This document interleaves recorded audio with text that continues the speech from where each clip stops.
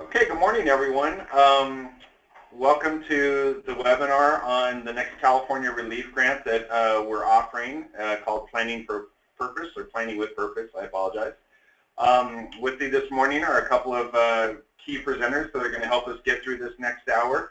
We're going to leave some time for question and answer, not only at the end, but then also in between presentations. And Melissa Gutierrez with California Relief is going to go through some logistics on how we'll be handling questions. Good morning, everyone. We're glad you're here and excited that you're interested in figuring out how to tackle this great grant we have. If you have a question, please go ahead and type it in the box that I believe is available to you on your little widget there. We'll be checking for questions at the end of each presenter's section, just in case there are any that are specific to that presenter. And we'll get to them then, or you can hold them till the end, and we will do a third and final round of all questions overarching the entire presentation at the end of this session. So we'll be looking and examining those. Go ahead and type them in, and we will for sure get to them. Thanks, Melissa. And we're going to go through this fairly quickly, so we do have time for questions. We've got a lot of slides, a lot of information. First, I want to talk about our co-hosts and partners. The SB 535 Coalition has been partnering with California Relief on greenhouse gas reduction funds for, I believe, 3 years now. One of the members of that coalition is here with us today. She's a presenter. Emmy Wang helps lead the environmental equity team at Greenlighting Institute in their work tracking state implementation of Senate Bill 535, which directs at least 1/4 of California's greenhouse gas reduction fund investments to disadvantaged communities. Emmy works to engage stakeholders and advocates on opportunities to access climate investments in communities of color and low-income communities where the impacts of climate change and pollution hit the hardest. Prior to joining Greenlighting, Emmy supported grassroots community improvement initiatives, primarily in low-income neighborhoods across New York City. Also with us today is Colleen Rabden. She's an urban ecology consultant who has worked in the field of urban forestry for over a decade, including several years with the U.S. Forest Service doing research into the environmental benefits of trees. She helped with the development of iTree and was the co-author of the Urban Forest Greenhouse Gas Reduction Protocol. The company, Ecos, helps nonprofits, government agencies, and private companies use natural resources to improve sustainability. And Colleen is going to be our consultant through these next several years on tracking and creating the methodology for greenhouse gas reduction calculations for all of your projects. So good to get to know her.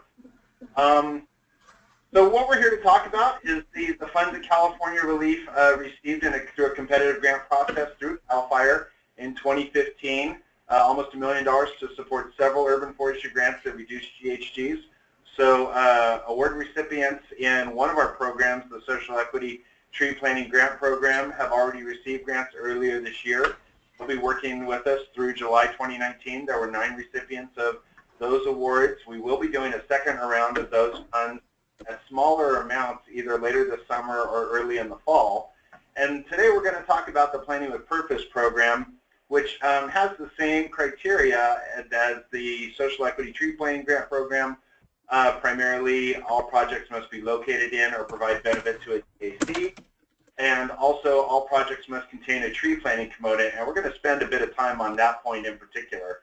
And then the other pertinent point, of course, is that all projects must reduce greenhouse gases. So this is a quick overview of what we're going to be exploring today. Throughout portions of the presentation, you're going to see things highlighted in yellow. That's where we're going to spend a bit more time.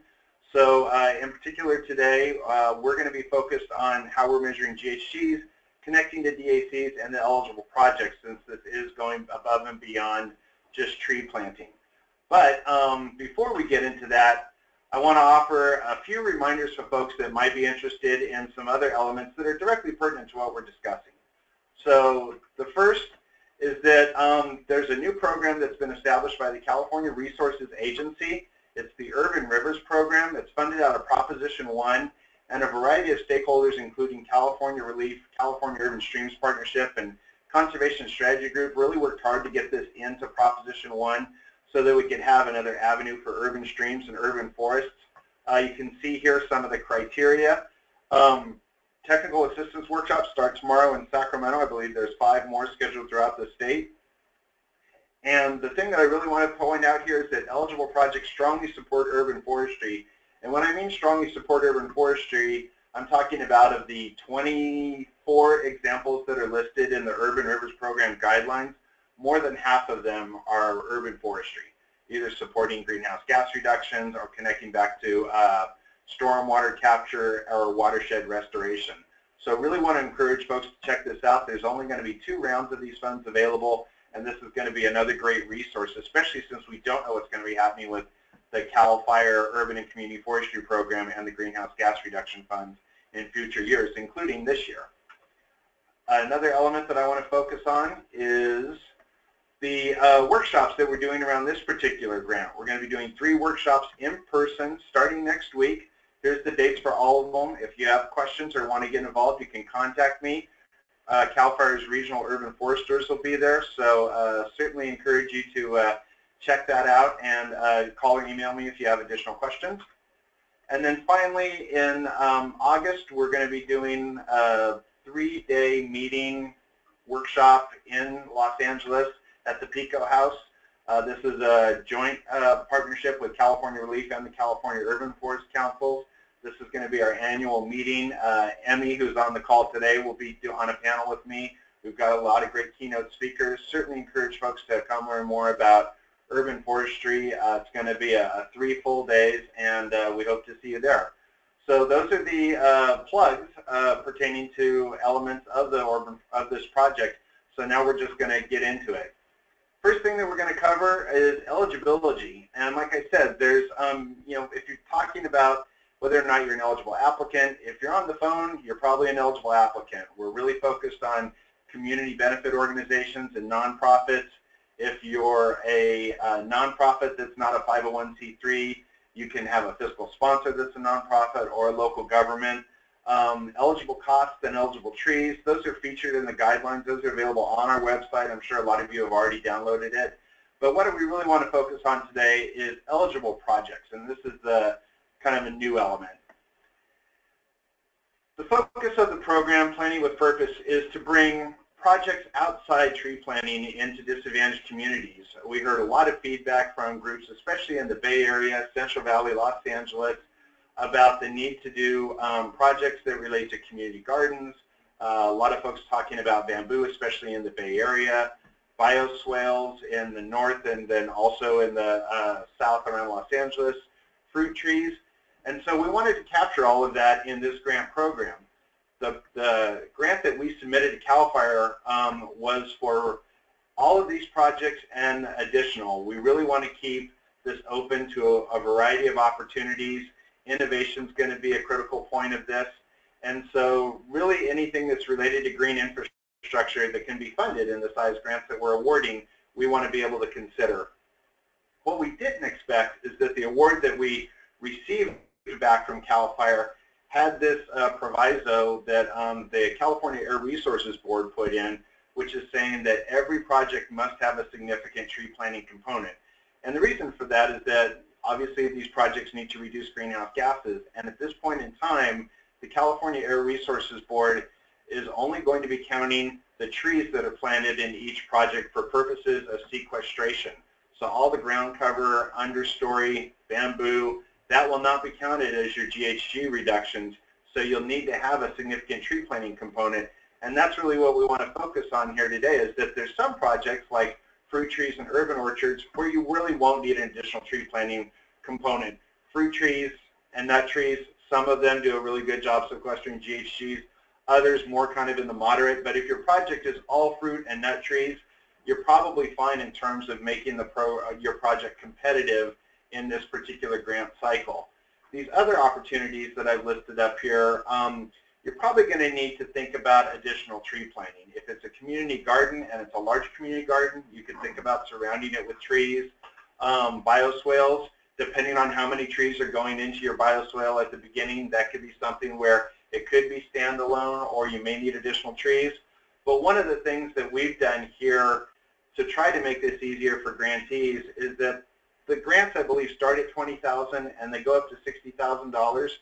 So we really want you to consider a multi-pronged proposal that could contain one of these elements in a standalone, like bioswales or a community garden, but then another component of the project could be a tree planting that's within that same census tract or another disadvantaged census tract, and you can tie it together as one project that's servicing a broader community. That's going to be acceptable, and that may be the best path to being able to meet your tree planting goals in each of these project examples.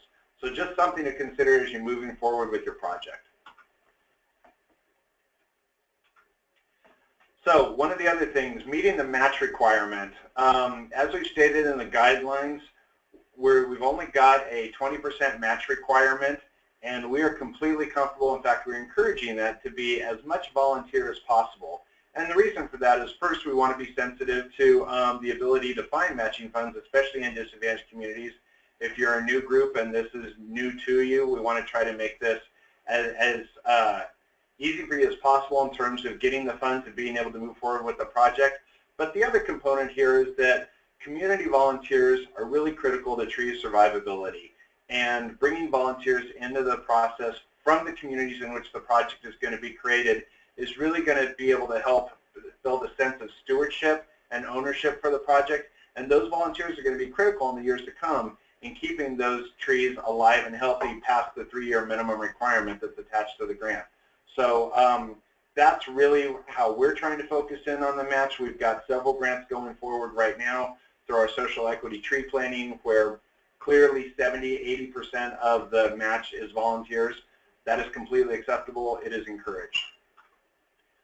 So scoring, again, this is in the guidelines. I know some of the common questions that we've been asked and that have been asked at CAL FIRE is, why aren't the scores directly connected to the questions? CAL FIRE has its rationale for that. For us, it's really simple. We want to be able to give the review committee the latitude to look at the project in its entirety and apply these questions to those answers that are provided in the application. There is some overlap, but it's not exactly one for one. But what we did want to do is provide you with an opportunity to see how we'll be scoring the projects. We don't want this to influence how you're answering your questions, but we want you to be aware of this is what will be considered when the grant is, when the grant proposal is reviewed in its entirety. Emmy is going to go over some key questions that are pertinent to 535 implementation later in her presentation. I'm just going to highlight a couple here that we've had questions on in the past. The first thing, the project contributes to long-term support for urban forests. This is a really important question in terms of, again, what we're going to do, building stewardship and connecting the community back to how that stewardship is going to thrive. Does the applicant have experience to carry out the scope of the work proposed? One of the applicants that we funded in the Social Equity Grant Program really doesn't have the experience, but they explained how they're going to make the application work anyway. So we don't necessarily require urban forestry experience to move forward, especially if you're partnering with a group that may have that kind of experience. We just want to know how you're going to move forward and be successful. And then finally, how the project meets the intent of the program. And in the last grant, we really just said, I think we framed these questions as, does the project meet the intent of the program? And it was more of a yes or no. We really want more narrative on this. We want to dig deeper into how it's meeting the intent of the program. The intent of this particular grant is a bit broader than the last one in terms of trying to be innovative in green infrastructure and creating new resources in disadvantaged communities that are going to bring those air quality benefits, health benefits, local produce, a variety of co-benefits that are connected that I think Emmy's going to talk about later. So just some insight into how we're going to be scoring the projects. Also, we have a category related as preferences. These are bonus points. Up to 25 bonus points are going to be available. And this is not to say that an application that has scored, moderate in the first 100 points that we offer can become a really good project. You still need to meet a minimum threshold criteria of scored points before the preference points can kick in. But it can turn a good project into a great project. And these are some of the points that we'll be focused on. And one of the ones that we've added specifically for this program is this last one about a long-term stewardship plan for the health and sustainability of the project. This is a really good opportunity for you to demonstrate how your project is going to go above and beyond the 3-year minimum of maintenance and care for this project, to demonstrate how this is going to be something that you're going to carry forward with your community in the years to come, so that it can go far beyond what's the minimum requirement.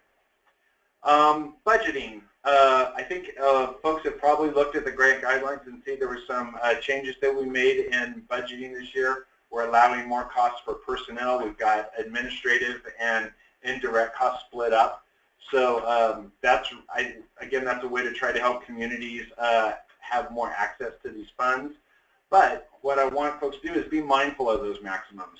A 60% maximum is pretty strong for especially urban forestry grants, which under bonds typically had very little money available for staffing. So we've ranged that from 40% from the tree planting to 60% for this.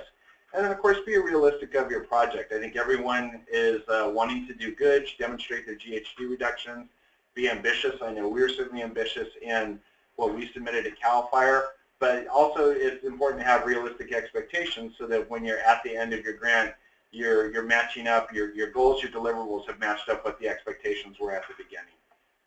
And I think finally, some tips directly from me before we move on to some questions related to this is I really encourage everyone to read the guidelines in their entirety. I wrote the guidelines.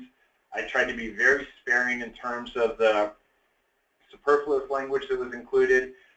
We have a very robust appendix that should be really reviewed to answer a lot of questions relating to DACs and GHG reductions. We've got a glossary in there, frequently asked questions. Really important to read the guidelines. I think that's really going to help you in developing a strongest application. Something that's going to see repeatedly throughout the guidelines is the need to create partnerships for your project.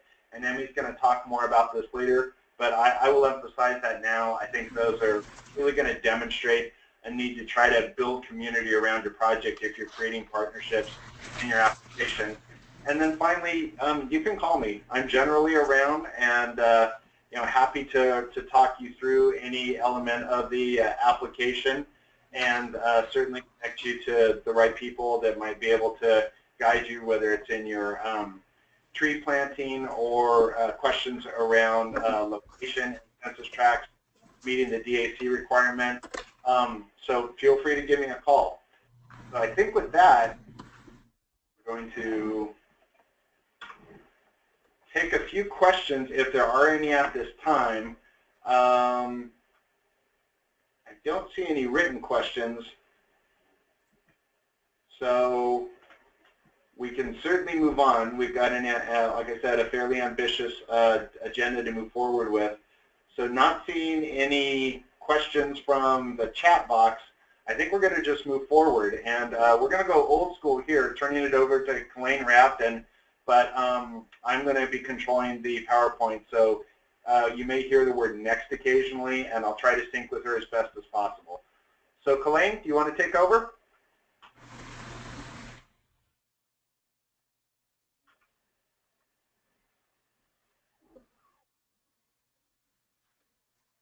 Kalaine? Can you guys hear me? Can you hear me now? We can. Sorry about that. Okay, that was all right. Sorry, everybody that's on the call. These technical difficulties are my fault on my end. Apparently, my computer is so old it can't handle the way things are supposed to be running. So that's an incentive for me, I guess, to upgrade myself here. So unfortunately, Chuck said you'll hear a few next. You're probably going to hear a lot of next because I set this presentation up assuming I'd get to be clicking. So just bear with us.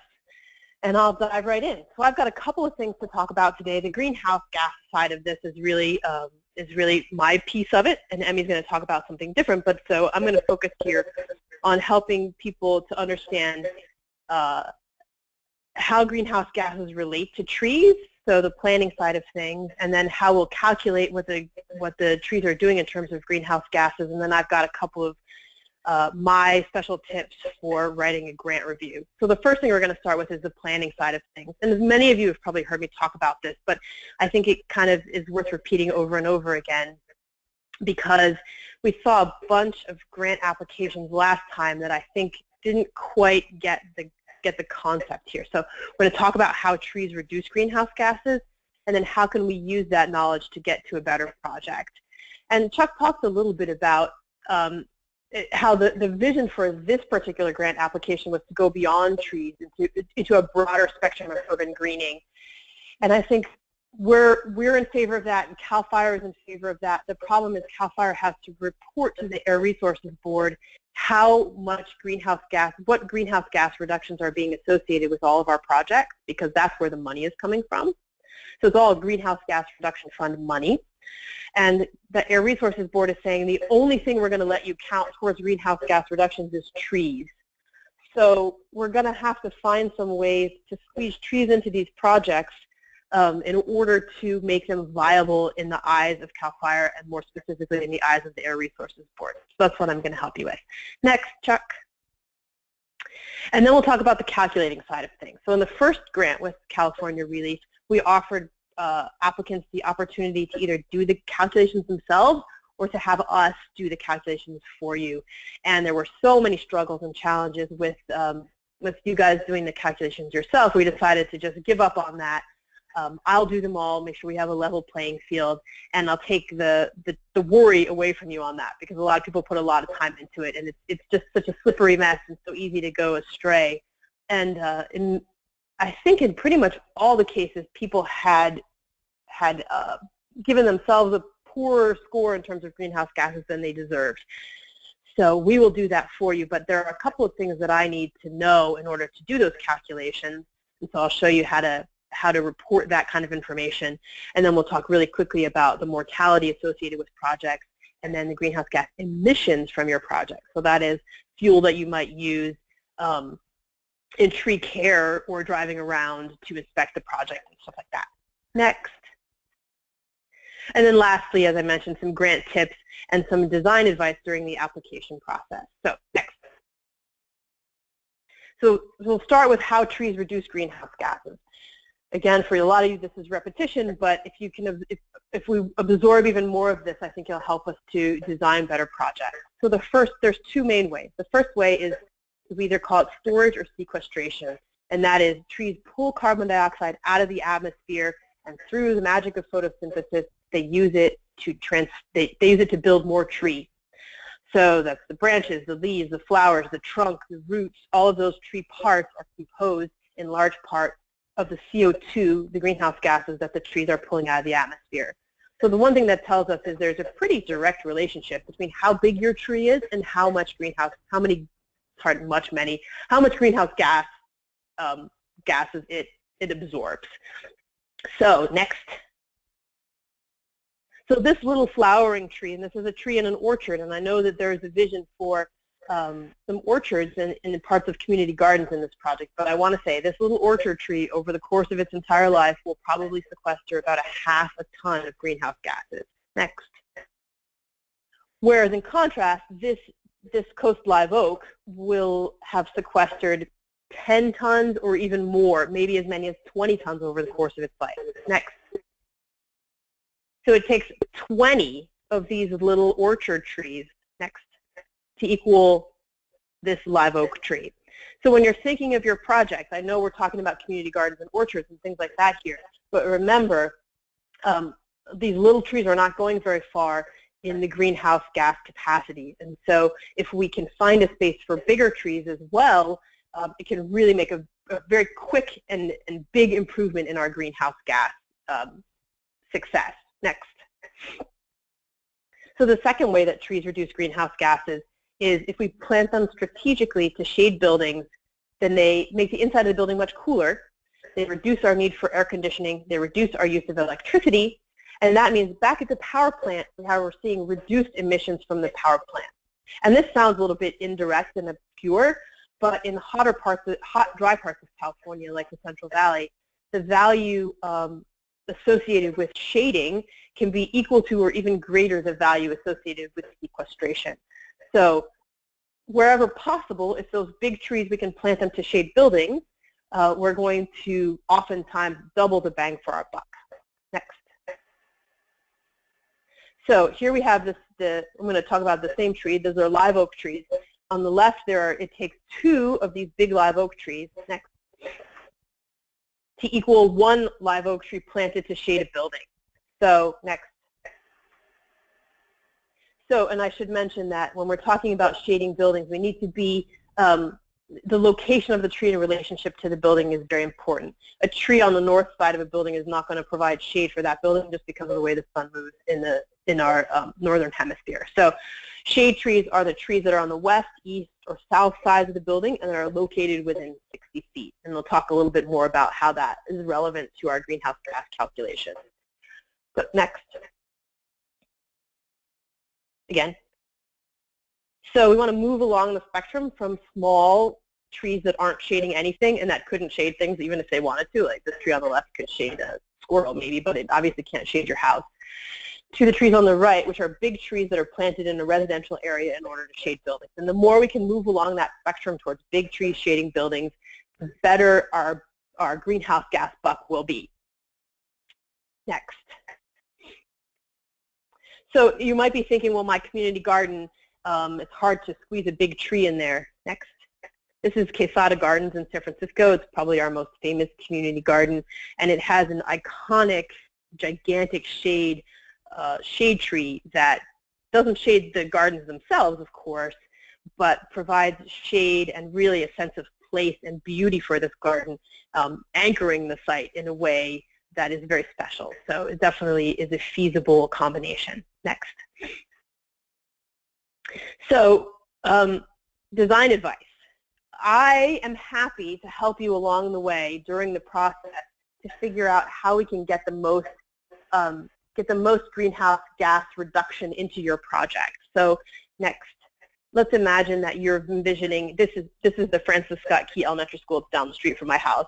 This poor elementary school, I'm always using it as an example because it takes up nearly an entire block and it's completely impervious surface. And I always want to just, someday I'll apply for a grant to tear the whole thing up and put in trees and nature. But let's imagine that up there in the top right corner, you have a vision for a community garden. Next. And in your vision, there are a couple, let's say, small orchard trees for the children to pick fruit. If you sent this to me, I'm going to say to you, your maximum greenhouse gas capacity here, greenhouse gas reduction capacity here is on the order of 1.5 tons. If your project is going to cost $30,000, it's not going to be very competitive in terms of greenhouse gas reductions because you're reducing a minuscule amount of greenhouse gases. That's about what your average California family emits in 1 month for a pretty high price. So I will say to you, hey, look, next, Chuck. North of your community garden, there's a space for us to actually get some good-sized trees in there. They won't shade the garden. They'll provide a nice visual along the street front, and so that's one way that we could get some more trees in there. Next. Similarly, we had a project the last time, and I'm not picking on anybody in particular here. We saw a lot of, there are always ways that we can improve the amount of greenhouse gases that we can get in a project. But we saw one project that was also planted similarly in a sea of asphalt, and they've chosen sort of a small to medium-sized tree. And so both from a greenhouse gas perspective, you got tons of room there. If you're going to start ripping out concrete, there's plenty of space there to put in trees. And also from a design perspective, those little trees are going to look kind of silly hanging out there all by themselves in this vast sea of concrete and buildings. So if you sent me this picture, I would say, next. Is there an opportunity, for instance, to plant much, much bigger trees? This is to scale the size of, say, a live oak or even a eucalyptus or something like that. And perhaps we could use a better design element where we use them to frame the front door of the school and provide a grand entry into the space. So I'm offering you both greenhouse gas improvement advice and the chance for me to use my degree in landscape architecture, which I don't get to do often enough, and think up some design ideas that could maybe improve the project on both sides of that. So early on in the process, please feel free to send me your maps and drawings of your idea, either straight to me or to Chuck, and he'll get them on to me. And the earlier in the process that happens, the more chances we have to make some exciting changes. Next. So you've designed your project. What do you need to tell me in order for me to figure out your greenhouse gas benefits associated with that? There's two things. We've got a greenhouse gas reduction worksheet that was a part of the packet, the application packet. And then I'm also going to ask for a map showing tree planting locations. So let me talk about that just for a second. So the chances are when you start this application process, you don't know exactly where your trees are going to go.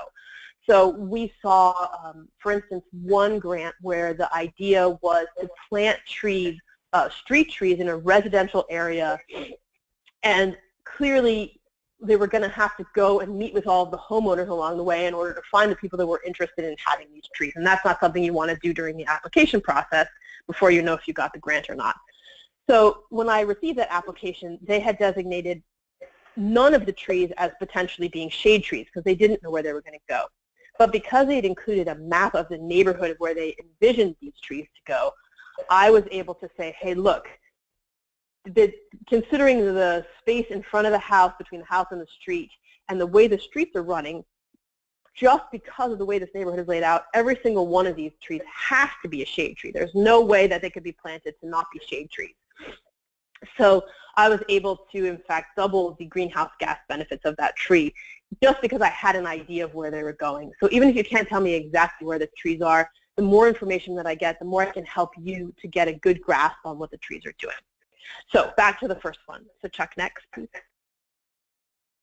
So here's the greenhouse gas reductions sheet that came in the packet.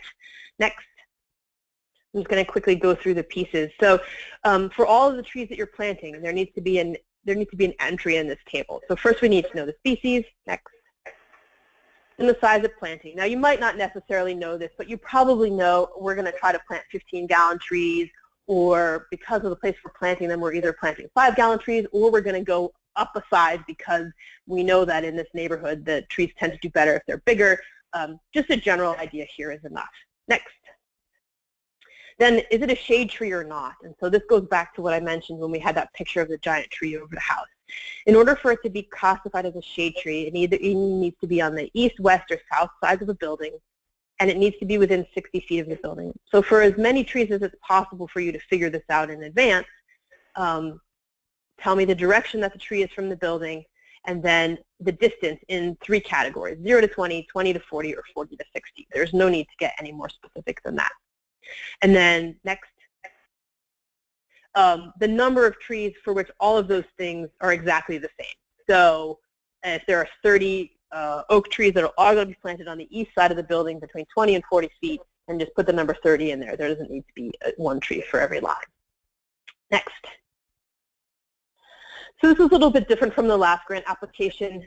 There are 2 things that we'll need to report to CAL FIRE both during the application process and then during the actual, for people who win the grant, during the actual reporting period. One is the mortality that we're estimating and then what we actually see for mortality.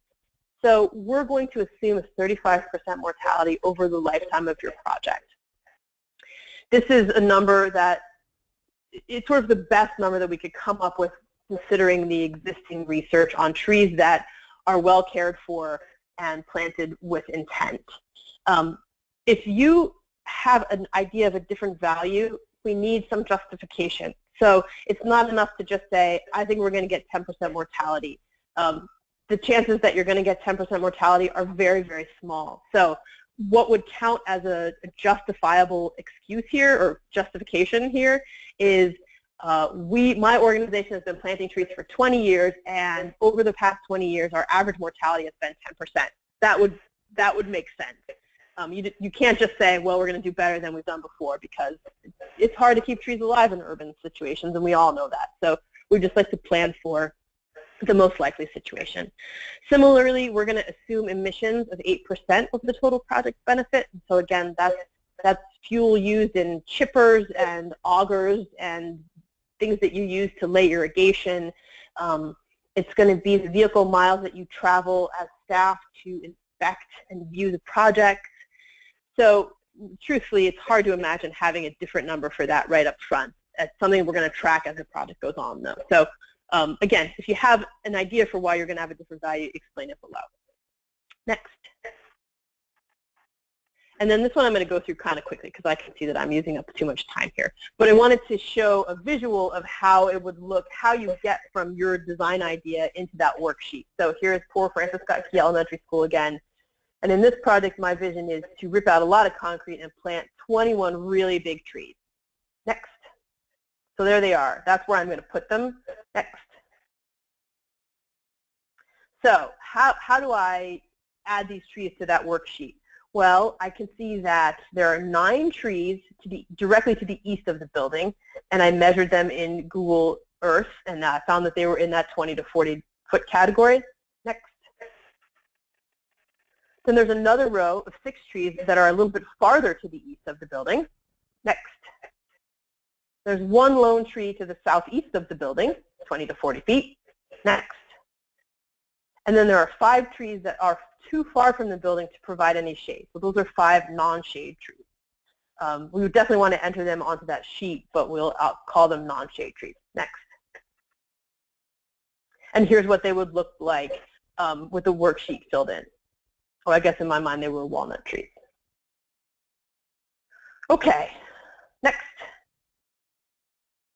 So these are Kalane's suggestions for how to write a good grant application. The first one is remember the goals of the grant. So this is a quote-unquote forward-thinking green infrastructure grant, but it's being funded with greenhouse gas reduction funds, and therefore we are required to show a significant greenhouse gas reduction capacity. Next. So I think that this is a question of respect. Next.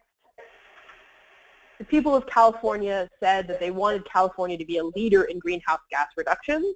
Next. And they passed on that information to the legislature, who said, here's how we're going to enact that with these greenhouse gas reduction funds provided to urban forestry, but we have certain obligations we want to be associated with them, and they passed on the burden of that to, next, CAL FIRE, who's sharing the money with us. But I think we need to respect that process and realize that this is essentially the will of the people of California is being carried out, that these projects should help to reduce greenhouse gases. So wherever we can fit some trees in there to do that, we should do so. Next. Number 2, follow the lead and the language of the grant proposal. Next. So here is a page taken directly from the grant itself. Next. It says all of the following conditions must be met for a proposed project to be eligible for a grant. So next, I see this as a checklist. Make it a checklist. Actually check off the boxes and make sure that your project includes all of these things in order for it to be the most successful. Next. And then to have the greatest impact on greenhouse gases and to score the highest on the greenhouse gas component, plant big trees to shade buildings. Next. Next. And feel free to reach out to me again during the design process so that I can help you get the most bang for your greenhouse gas bucks. And that's it for me. All right, thank you so much, Kalane. Looking at the chat column, I don't see a lot of questions, so we're either doing something really, really thorough or no. So we're going to assume it's being really thorough and move on because we want to make sure to leave time for Emmy, who's our final panelist. And I believe I have just given control of the presentation over to Emmy. So Emmy, can you take over and move forward? Yeah, thank you, Chuck. Let me just try to get this technology working. I think you can all hear me. I'm having a little bit of trouble getting the PowerPoint to move, but I can continue talking, and then we can try to figure this out. Thanks again. We're definitely excited to be partnering with California Relief to get these resources out into the communities, and especially the sort of most impacted and under-resourced communities. And thank you too to Kalane for providing that GHG greenhouse gas quantification overview. That's such a huge resource and such a huge kind of lift from her end, and we've definitely heard from groups that quantification has been a big stumbling block. So that's such a huge resource. Please utilize Kalane in this early application process to make sure that you have the most competitive application. I'm still unable, Chuck, to move the PowerPoint. Let me see. But I can continue talking too. So my name is Emmy Wang, and the environmental, it looks like I've got it now. Thank you. I'm the Environmental Equity Program Manager at the Green Mining Institute, and we are a policy, advocacy, and research racial justice organization based in the Bay Area, but working throughout the state. And we're really born of the idea to oppose redlining through greenlining. And so we've been working for about 19 years to create economic opportunity in low-income communities of color as a way to combat redlining. So our work here at Greenlining, and in terms of the work on my team, on the environmental equity team, is really focused around ensuring that all communities have access to clean and healthy environments, and is motivated by a recognition that low-income communities and communities of color are hit first and worst by both poverty and pollution. We know that low-income communities and communities of color are most likely to be sited near, big toxic polluting industries, to have bad air quality, to be situated in urban neighborhoods with little green life. And we also know that climate change really hits these kind of frontline communities that are most under-resourced first, in a way that these communities, are least able to adapt. So we're very much aware of the severe impacts of pollution in our communities. And plus, we also know that our communities face serious and historic economic inequities, disinvestment, lack of economic opportunity. And so all of our work is really focused about tackling both climate goals and environmental goals at the same time as we're tackling economic opportunity goals. Much of our work, environmental equity, centers around SB 535, which is kind of this landmark legislation passed in 2012 that ushered in this whole suite of climate programs here in California, and under which this California Relief Grant is funded. And SB 535 basically directs a minimum of 25% of the money paid out by polluting industries to benefit what we call disadvantaged communities, and a minimum of 10% to be located within those disadvantaged communities. SB 535 is really a great model for improving communities because it requires that there be multiple benefits directed at disadvantaged communities that are meaningful, assured, and measurable. So this would include that GHG reduction that Killian talked about, and also some of the priorities that I'm going to talk about in terms of meeting the goals of SB 535 and the importance of community engagement and co-benefits. Just to give you a little bit of background, so our sort of environmental equity and urban forestry work, and our work in partnership with California Relief is really centered on SB 535 and this SB 535 coalition, which has been tracking, which were sort of original co-sponsors of the legislation back in 2012, and which has been tracking the legislation ever since. So it's a group of over 300 organizations that continue to be concerned with SB 535 implementation, and we're a member of the steering committee of that group. And the way that we track is really through program committees, tracking the way that the state is managing these funds. So you can see the 5 program committees up on the screen. I manage the Urban Forestry and Urban Greening Program Committee. And if you're at all interested in learning more and get involved, there'll be my contact information at the end of the slide, and we'd love to figure out ways that your organization or your work can plug in. And it's through the Urban Forestry Program Committee that we've been able to identify some of the gaps in the grant programs and have been able to partner with California Relief in order to better drive resources and benefits specifically to disadvantaged communities. So, as you all know, and I hardly need to tell this audience, but urban forestry has an incredible ability to benefit, to create sort of multiple benefits for disadvantaged communities that touch on people, planet, and prosperity. Given that low-income communities often suffer from a dearth of green spaces, street trees, from the heat island effect, it's really imperative that this funds and these resources be targeted to disadvantaged communities, the most impacted communities. And more than that, this California Relief Grant in particular has been gone beyond in terms of incentivizing community benefits that go beyond kind of the minimum standards as set out in the original legislation. Recognizing that our most impacted communities need the most resources, I believe that 70% of the projects funded through this particular grant will be located within DACs, which is just a great sort of win for equity.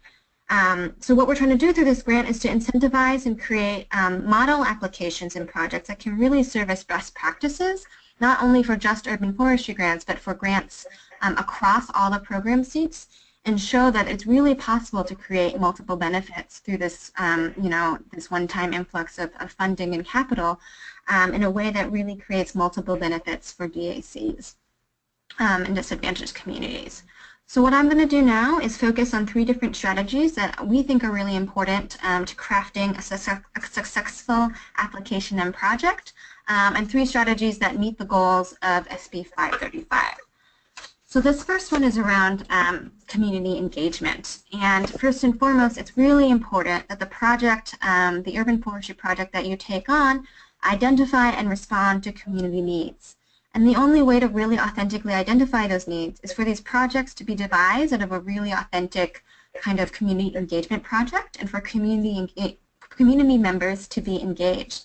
So it's important that folks in your community, whether that's just neighborhood residents or youth at the school where the tree planting project may be taking place, or maybe elders in a nearby complex, it's important that community members be genuinely engaged throughout both the early planning as well as the implementation of these projects. And especially so for something like urban forestry, where the maintenance and the stewardship of these trees, as Chuck kind of alluded to earlier, right, in order for these trees to grow and to thrive, 5 years, 7 years down the line, it's really important that there are folks to take on that stewardship, and those people are most likely to be the people who, whose house abuts the new street tree, or whose school, their children attend the school where there are these new trees. And so in order to get that stewardship, that neighborhood stewardship, and that buy-in from community members, it's really important that community folks are really sort of intrinsically motivated in this project. So what this means is this really asks that you engage with your folks in your community and asks that you do much more than just send out an outreach flyer or post a meeting announcement. I mean, this is really an opportunity and an imperative to engage in some community organizing and go door to door, engage in community forums and community planning processes, and engage folks not as an afterthought once the project has already been sort of devised and conceptualized, but really from the very beginning, so that community input is there from the very beginning and planning of the project. So through your application, you should clearly identify your strategies for engaging stakeholders and what that process looks like. And you should also clearly identify a very clear nexus between those community needs that were identified and then how you're addressing those issues through your project. Through authentic community engagement, we're able to address priority community needs in a way that provides significant environmental, public health, and economic benefits while avoiding unintended harms and consequences. And that really requires a really robust community engagement process. So you can see on the slide, there's this question on the grant application: how are community members significantly involved in the project? And that's a question that you'll be scored on. So it's just very important that this whole project be devised out of a really robust and authentic community engagement process. The second kind of tip, or the second kind of strategy, is that we really encourage that you submit grant proposals that deliver multiple co-benefits. As this SB 535 coalition, we've really encouraged agencies to incentivize projects that are delivering these multiple co-benefits and that go above and beyond, that certainly meet that GHG threshold, greenhouse gas reduction threshold, and then also go above and beyond just delivering clean air. So we're definitely encouraging projects that, again, get back to people, planet, and prosperity, and that deliver these kind of multiple co-benefits. So for example, in terms of this sort of people bucket, right, using an urban forestry project as an organizing or community education tool that plants trees, and then it also increases neighborhood stewardship over sort of local green assets in your neighborhood. In terms of sort of this planet bucket, think about how your urban forestry project can really enhance quality of life by providing shade, as Colleen talked about, by providing public and recreational spaces that people really want to sort of hang out in and spend time in, and by helping to long-term really increase the air quality in a neighborhood. And then finally, in terms of prosperity, these grants really also provide an opportunity to uplift your local community economically. So this means that if there's any labor or contracting done, if you're lifting, if you're tearing out concrete, whatever kind of tasks are associated with your project, it's really important, according to the goals of SB 535 and the kinds of benefits that we want to see, that these economic benefits particularly stay within the community. So hire locally, contract with women and minority-owned businesses, hire residents of disadvantaged communities, All of these strategies provides an opportunity within urban forestry to create community wealth. So just as a recap, we've been really pushing for agencies to incentivize projects that deliver on these multiple co-benefits. And that means in order for your project to be successful and your application to really be competitive, it really has to be hitting at these other angles in addition to the sort of tree planting component. And so we recognize, we know that that's a slightly harder ask on you. We recognize that. And these are ambitious projects that we want to see. But we also hope that you sort of understand the importance of getting at these multiple impacts at once in order to really drive cumulative impacts into your communities. And we hope that you see this as an opportunity and a challenge and one that I think you're all able to take on. So the third kind of tip or strategy is focused around partnerships. Crafting non-traditional partnerships is a really great way of advancing the kind of work that we want to see. And a great way, too, to leverage strengths and capacities between partners.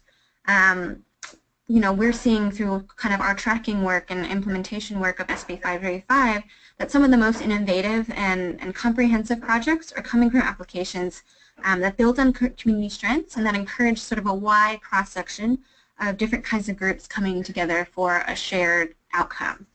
So that could look like your community organization partnering with the local elementary school, maybe with a teen, a youth tree stewardship group, along with local businesses and maybe the local parks department. And the reason why this is so important is because the different partners are able to sort of match strengths and provide different capacities, and also because having these partnerships is a real reflection that different sectors of your community are coming together and all agreeing that this urban forestry project is something that they want to see. So you can see again that in terms of partnership, that's reflected in the grant questions and in terms of the kinds of points that will be awarded. So we're definitely looking out for projects that engage in these wide partnerships in the applications that we receive. So just to kind of recap those three strategies of projects that really address the needs and priorities of disadvantaged communities. We want to see projects that hit this kind of, nexus, this kind of sweet spot of getting at multiple co-benefits, right? So projects that reduce greenhouse gases and that provide those great kind of shade-bearing trees. Projects that engage community members, that have multiple co-benefits, including economic ones, and that engage in diverse partnerships. And by hitting these kind of, I guess it would be 4 different points, you're really able to craft a competitive project and really able to, I think in the long term, we really just want to see kind of best practices coming out of these grants and best practices that we can then go and show other agencies, hey, like this is really possible, and with this funding, we're really able to craft projects that direct investments directly at disadvantaged communities and create all these kind of amazing economic, public health, and environmental co-benefits. So that's kind of it for my tips. Definitely get in touch with me if you have any questions in terms of whether it's this grant or if you're interested in sort of learning about the wider world of SB 535. I'd also definitely encourage you to visit this website that we have called Uplift California to see examples of, we basically highlight some of these investments, and then you can see examples of how they're delivering multiple benefits to disadvantaged communities. So thank you everyone for your time. I'm going to leave it open for questions. It looks like there aren't any, but maybe, yeah, maybe I'll hand it back over to you, Chuck, and see how you all want to do it. But thank you. Thanks so much, Emmy. And yeah, it is odd that we haven't had any written questions, but we do have plenty of question icons that are lit up. So I'm going to see if I can take someone off of mute and maybe try to field a question directly with them. So we're going to start with Michael Hawkins. Michael, I've taken you off mute. Do you have a question?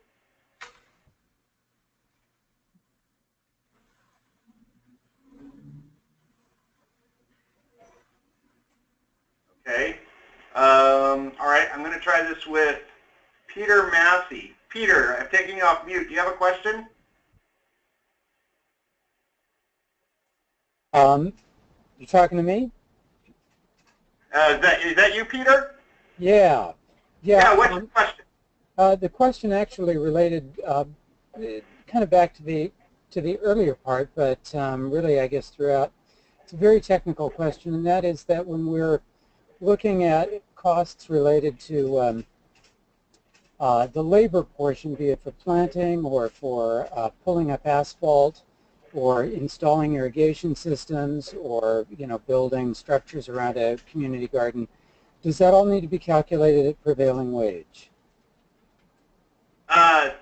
No, that is not something that was in the CAL FIRE grant. It's not something that we have in our grants. I mean, certainly, I think you want to be conscientious of, what the contractors you're hiring. As Emmy said, certainly if you can be working with minority-owned businesses in disadvantaged communities, that goes toward meeting the co-benefit goals. But to the best of my knowledge, we do not have that prevailing wage requirement in these grants.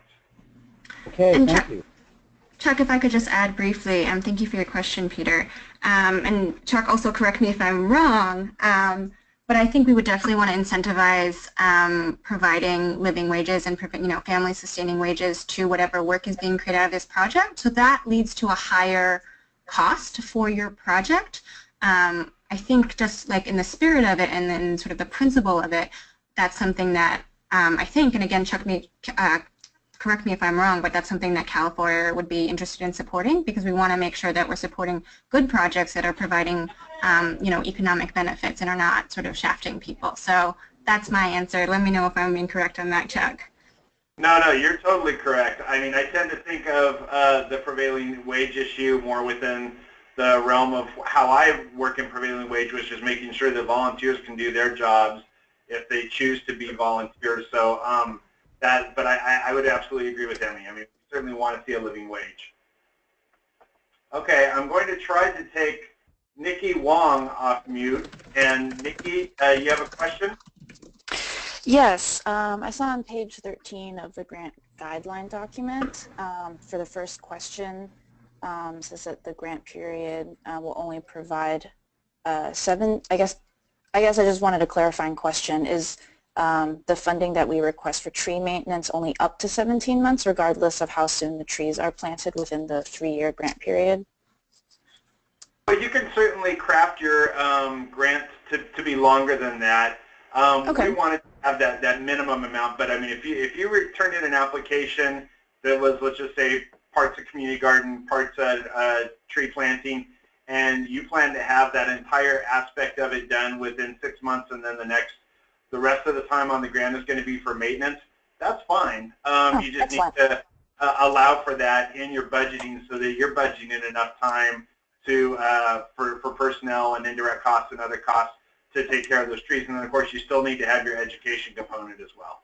Sure. Okay, great. Thank you. That's really helpful. Okay, thanks, Nikki.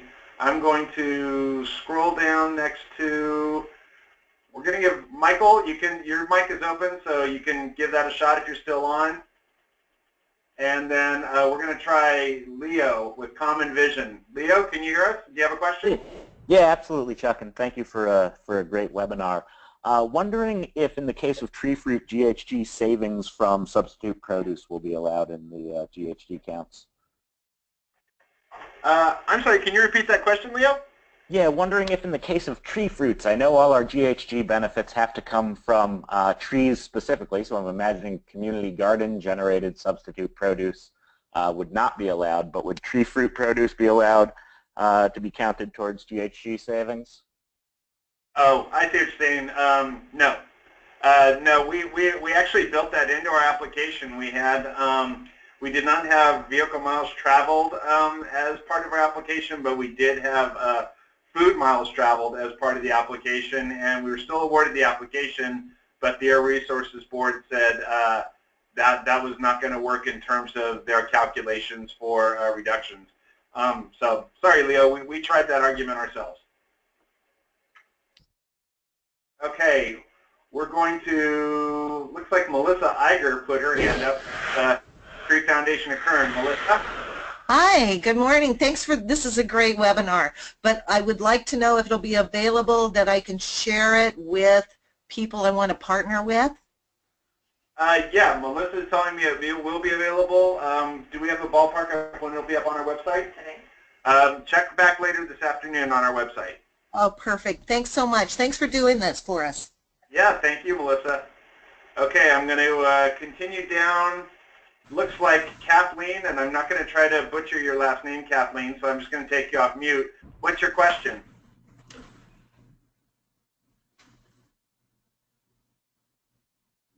Kathleen?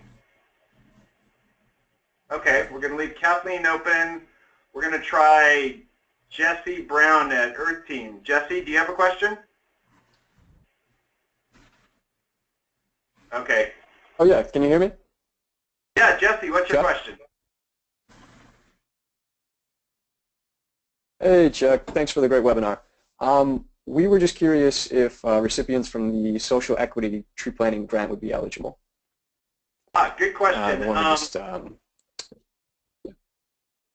The way we're working this is that if you received a grant from Cal Fire, their one and only cycle of the greenhouse gas reduction funds in Green Innovations, then you're not eligible for our Planting with Purpose, because our Planting with Purpose program came from the Green Innovations funds. But if you received a grant either from us or from Cal Fire in one of the other programs, then you're eligible. So in your case, I don't recall Earth Team receiving a Green Innovations grant directly from Cal Fire, which means you would be eligible. Okay, great, perfect, thanks. Thanks, Jesse. All right, I'm going to try Helen Cox at CSUN. Hi, Chuck. Thanks. A lot of good information. I had a question about the monitoring. So I understand that trees have to be monitored and maintained for 3 years and make sure that everything's alive at the end of that time. What kind of monitoring is there on the other aspects of the project, like if you do a community garden? Yeah, that's a really good question. I mean, I would say apply similar standards. It's just the monitoring for the trees is something that Air Resources Board, Cal Fire is going to be requiring to make sure that we're getting those GHG reductions. The goal is for 40 years or more. For the community gardens and other green infrastructure that will be connected with the project, obviously we want that to thrive, and so, but that's going to be more connected to what California Relief is requiring, and with some input from Cal Fire. So I would say, treat the monitoring and the maintenance of the other aspect of your project with the same kind of conditions that you will be submitting the tree planting, because we'll be doing site visits, throughout the grant period. And obviously, I don't want to go do site visits in 2019 and see, some really nice healthy trees and a dirt plot that was once a community garden. Okay, good. Thank you. Thanks, Ellen. Okay, I'm going to try, I'm going to take a guess and say Ain Kimsey. Oh, yes, it's Anya. Anya, I'm so sorry. That's all right. So my question was just around the DAC aspect, and just roughly what percentage would you say would make a project more competitive in terms of the percentage of DAC investment? I'll let Kalaine chime in on that as well. Good question, because what Cal Fire and their Resources Board has said is a significant tree planting component without identifying significant. I think Kalaine raises some very valid points about we want this to be cost beneficial and we want the GHG reductions to be significant. I think we're going to have to see what kind of projects come in. Certainly a community garden that has 3 trees planted is probably not going to be considered cost effective or terribly strong in GHG reductions. But Kalaine, why don't you chime in as well? Well, it's good that both Chuck and Emmy and I are all on this call, because I get to be the one who only talks about greenhouse gases, and I don't have to worry about how the rest of those things get balanced, because they're all so important. What I'll do in the calculating process is calculate the greenhouse gas benefits of your project. So let's say it's a crazy tree planting component. It's got 100 really big trees that get you 1,000 tons of greenhouse gas reduced. And then I will divide that by the total cost of the project. So let's say it's a $30,000 project and you sequestered $1,000. You sequestered 1,000 tons GHGs. So I'm going to present to California Relief that your average tree benefit is $10 a tree, and that's really, really astronomically high. That your cost, your dollars per ton, so the total dollars of the project divided by the total tons of GHG benefit is $30 a ton. Again, that would be really fantastic.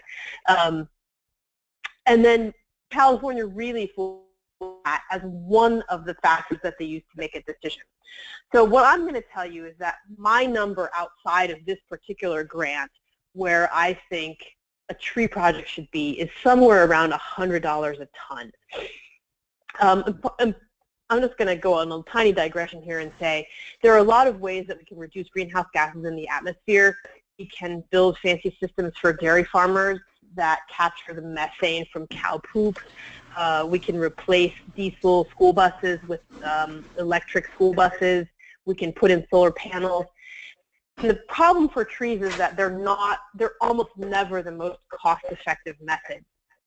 So if we want, in the long run, to let trees keep being a part of this conversation, I think it's also helpful for our project to be as cost-effective as possible. So my sort of metric is $100 a ton is what I would consider a reasonable project. Outside of this grant. So in the previous grant, we had things that came in at, I think, $300 a ton that were still awarded a grant. We had some things that did better than $100 a ton that didn't really meet the vision of that grant as a social equity grant. So the answer is not that straightforward, but the earlier you can get your numbers to me, the more I can help you see how close you're getting to a number that's at least, say, a ton of greenhouse gases reduced for somewhere in the order of a couple $100. Is that at all helpful? Okay, yes, that is very helpful. Thank you. Thanks, Kalaine. And I'll add one more comment to Kalaine's. What she mentioned is that, yeah, urban forestry, certainly it's the co-benefits that come from urban forestry, which are written into AB 32 and the driving legislation to reduce greenhouse gases, that elevates urban forestry. And the Air Resources Board is very aware of this, and one of the things that they're working toward is how we'll be able to calculate co-benefits moving forward in a quantitative way. So yeah, for straight GHG carbon sequestration, or I should say GHG reduction emissions, there are other projects that can do it more cost effectively. The Legislative Analyst Office this year did, however, rank all the projects that are being funded through the Greenhouse Gas Reduction Fund at a statewide level, and urban forestry actually fell right there in the middle. So once you factor in the co-benefits, it does bring that up a bit. But yeah, right now for GHG reductions, there are other ways that are most cost effective if you're looking at just GHG reduction. I know we've gone over time. It looks like we've hit everyone's question except for one more I'm going to try, and that's Suzanne Raymond. Suzanne, you're off mute. If you're still on, you can take your question. Oh, I was just wondering, it's a lot of information, if we could get a copy of the slides or some of this information just to keep on hand when we're doing our work. Yeah, the webinar is going to be available on our website later today, and it'll include. Wonderful. Thanks so much, Suzanne. Thank you. Everyone, thank you so much for joining us. I know we went a few minutes over. I hope this was really valuable to you. Again, if you want to dig a little bit deeper, you can call or write me about the in-person workshops that we're having in LA, Fresno, and Oakland next week. Beyond that, any final comments from Kalaine or Emmy? No? Okay, well, again, thank you everyone for joining. We really appreciate this. We're looking forward to seeing some great applications. We've got a lot of resources at your disposal, so please feel free to use them. And you know, we appreciate your attendance today. Goodbye.